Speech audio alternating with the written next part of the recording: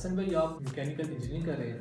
हाँ जी, अल्हम्दुलिल्लाह मैं यूआईटी पेशावर से मैकेनिकल इंजीनियरिंग का स्टूडेंट हूँ। मैकेनिकल इंजीनियरिंग के अंदर एडवांसमेंट क्या क्या आई है? ये आजकल हर चीज़ ऑटोमेशन की तरफ जा रही है। आप अगर गाड़ियों को देख लें तो ऐसी गाड़ियाँ ईजाद की जा रही हैं कि जिसमें ऑटोमेटेड हो। आपका मैकेनिकल इंजीनियरिंग में जाने का पार्टिकुलर रीज़न? स्टार्टिंग से तो सच बताऊँ तो एक रैंक था, एक मैकेनिकल इंजीनियरिंग का हाई डिमांड वाली फील्ड है। एनी सक्सेस स्टोरी जो मैकेनिकल से रिलेटेड हो और अभी वो सक्सेस हो? बहुत से हैं ऐसे मैकेनिकल इंजीनियर, मेरा नहीं ख्याल कि कोई इस तरह बिल्कुल कि जैसे हम कहें कि ये वेला फिर रहा है ऐसा। बिस्मिल्लाहिर्रहमानिर्रहीम, अस्सलाम वालेकुम। द पॉडकास्ट विद समी जदून में आप सबको खुशामदीद। जैसा कि आप सबको मालूम है कि हमारा जो पॉडकास्ट था, इसका जो इनिशिएटिव था, शुरू से हमारा जो मोटिव था वो यही था कि हमने इंफॉर्मेशन को लेके आगे चलना है, आवाम तक फैलाना है इसको। तो आज हमारा जो सेगमेंट है वो इंफॉर्मेशन का है और हमारे साथ जो आज मेहमान मौजूद होंगे वो मैकेनिकल इंजीनियरिंग के स्टूडेंट हैं। तो चलते हैं अपने मेहमान की तरफ। अस्सलाम वालेकुम। वालेकुम अस्सलाम, कैसे हैं समीला भाई? अल्हम्दुलिल्लाह ठीक ठाक, आप सुनाएं कैसे हैं? शुक्र। हसन भाई, आप मैकेनिकल इंजीनियरिंग कर रहे हैं। हाँ जी, अल्हम्दुलिल्लाह मैं यूआईटी पेशावर से मैकेनिकल इंजीनियरिंग का स्टूडेंट हूँ और अभी मेरा 5th सेमेस्टर।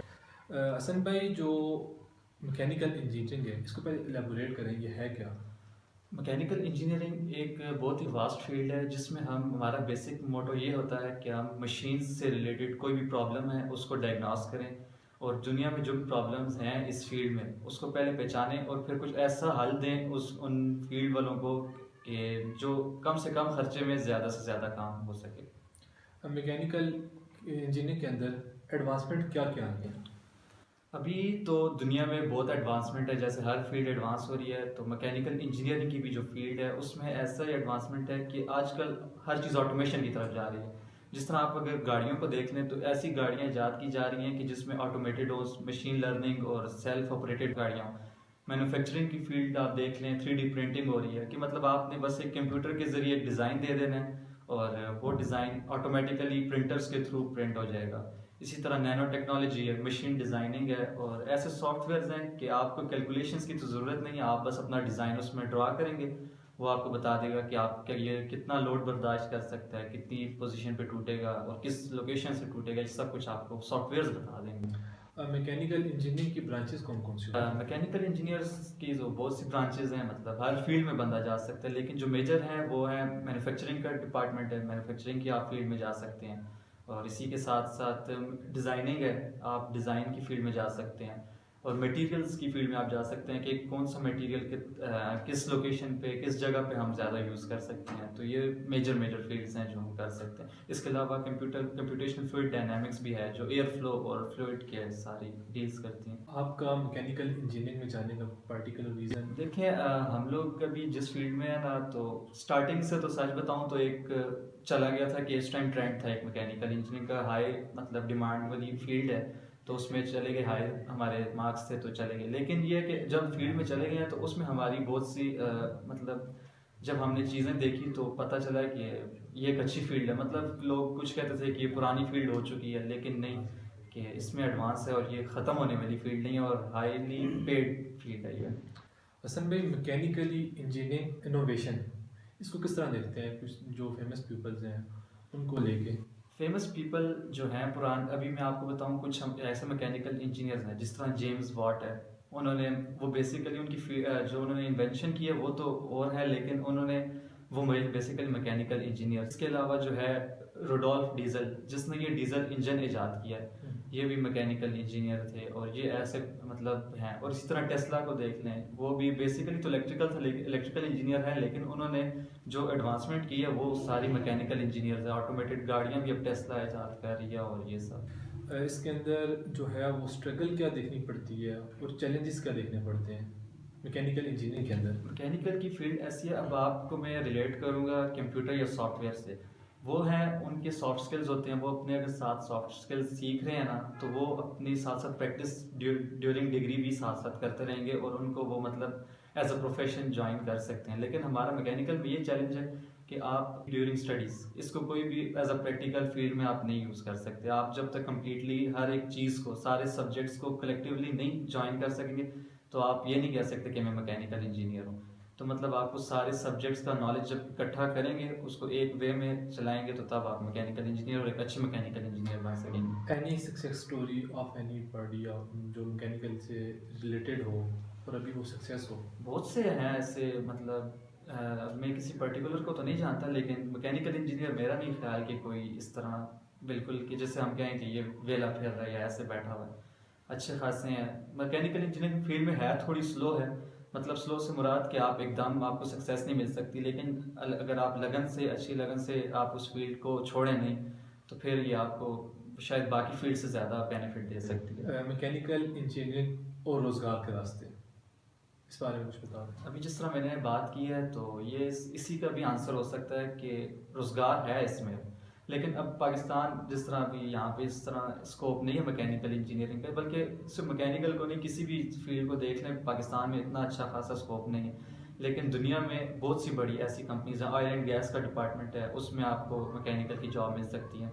और जिस तरह गाड़ियाँ आजकल हो रही हैं, तो जितनी भी बड़ी गाड़ियाँ हैं, बड़ी कंपनीज़ हैं, वो चाह रही हैं कि हमें ऐसे अच्छे इंजीनियर्स मिलें कि हम गाड़ियों को अच्छी से अच्छा सा कम फ्यूल में ज़्यादा माइलेज देने वाली गाड़ियाँ, और इसी तरह सेल्फ ऑटोमेटेड गाड़ियाँ, और ऐसे डिज़ाइनर्स वो चाहते हैं कि मतलब मटेरियल कम लगे लेकिन उनको उनका काम पूरा हो जाए, स्ट्रेंथ अच्छी हो, ऐसे मटेरियल डिस्कवर हो।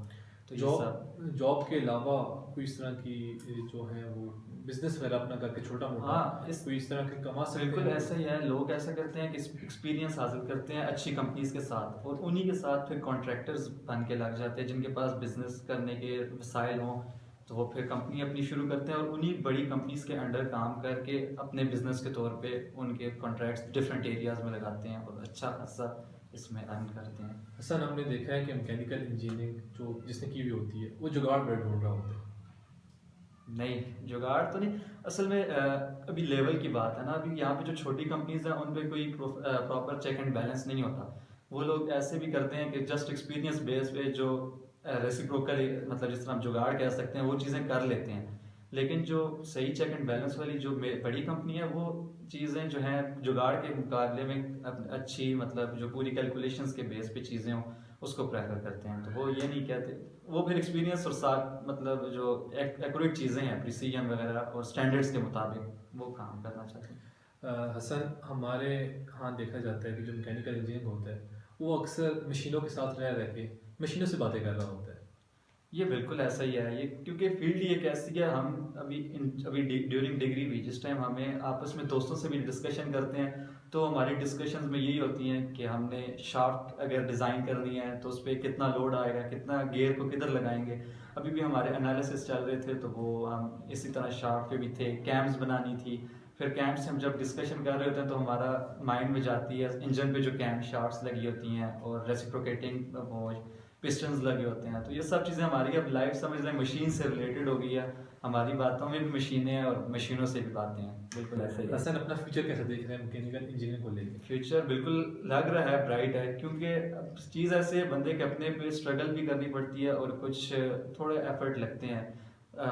थोड़ा मुश्किल है, क्योंकि अभी पाकिस्तान में रहते हुए एक बंदे को नहीं कर सकता, क्योंकि पाकिस्तान में इंडस्ट्रीज इस तरह इस लेवल की नहीं है कि वो मैकेनिकली उस पर कर सकें। लेकिन फिर भी यहाँ पे पावर प्लांट्स उसमें इंडस्ट्रीज़ में है।